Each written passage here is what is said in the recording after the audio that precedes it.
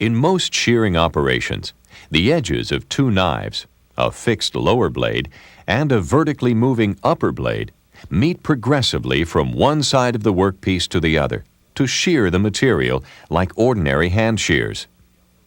The angle at which the upper and lower blades are aligned with each other is called the blade rake or shear angle. The distance between the upper and lower blades is known as the blade or knife clearance. Knife clearance is essential for proper shearing and is modified for different material thicknesses and strengths. As the blades come together and contact the workpiece, they partially penetrate the material. This builds up opposing forces in the stock. A crack or tear called the slip plane then develops on both sides of the material, separating the stock. The shear blades typically penetrate the stock no more than 1/3 of the stock thickness before the slip plane occurs. The exact amount of penetration varies with material hardness and knife clearance. On most shears, the upper knife is aligned at an angle to the lower blade of between 1/2 and 2.5 degrees. This angle helps concentrate the shearing force in the exact area of blade engagement between the two knives and starts the fracture on a straight line parallel to the surface of the knives. This inclination also causes the upper knife to move away from the lower knife during the shear. This ensures that the sheared workpiece, called the drop, will not become wedged between the two blades.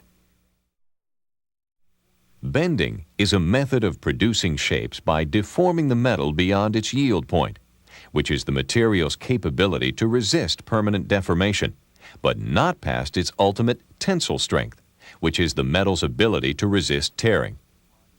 The forces applied during bending are in opposite directions, just as in shearing.